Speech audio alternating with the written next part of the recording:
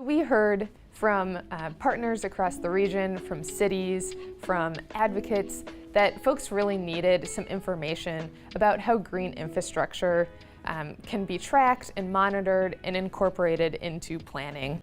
Trees are amazing pieces of green infrastructure. Not only do they slow down the rainwater as it falls from the sky by collecting it on its leaves and on the bark, but it also absorbs the water through its roots. It provides shade, so reduces our dependence on air conditioning and cooling. So then we're using less electricity. We undertook a partnership with the Nature Conservancy and Tree Trust to create this Growing Shade project, which does evaluate the tree canopy across the region. It gives real-time information about that tree canopy, and it also incorporates other variables. We know that in areas where there are less trees than in other places, people are disproportionately impacted by the lack of those trees and green spaces. It's hotter. We know that. We have plenty of research that shows the difference between areas that have considerable shade cover and those that don't. The City of St. Louis Park is very much invested in green infrastructure, especially urban forest, our street trees, our boulevard trees, our park trees. It's our opportunity to be able to mitigate a lot of the human effects that are caused in these urban areas.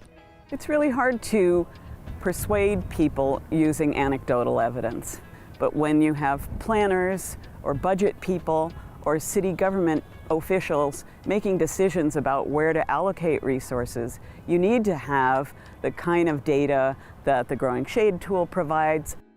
Data is helping us to show decision makers, to show the people who make budget decisions that trees matter. Trees are providing us benefit, and trees are financially one of the best investments you can make. That benefit, that investment is going to grow over time, unlike any other piece of public infrastructure that we have. What emerges from Growing Shade is really a tool that we hope can help planners and advocates realize how we can make our region healthy and resilient into the future.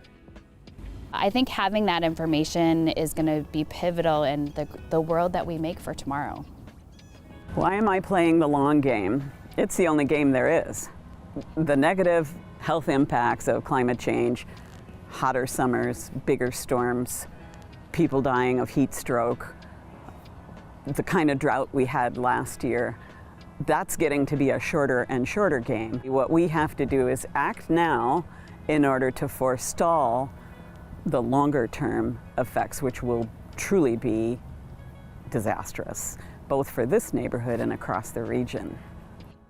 I think that Growing Shade tool is really an opportunity for individuals and municipal properties to really look and see where we need more canopy. We can't make it all happen without good data. And that's what the Met Council is actually providing to us with the Growing Shade tool. Being able to have that data and then plug that into that local system, that's really what kind of connects all the pieces to be able to make a cost share program like the ones we have in St. Louis Park work. So Growing Shade really does have the potential to be a game changer for our region. It brings real-time data, it brings folks on the ground together, it provides really meaningful education trying to expose different ways that the tree canopy intersects with everyone's daily lives. And it provides data that's truly actionable to take these ideas and these concepts and put them into action on the ground. Having Growing Shade is an excellent resource that we hope can spark good conversations, can help inform decision making, can ultimately make for a more planful future.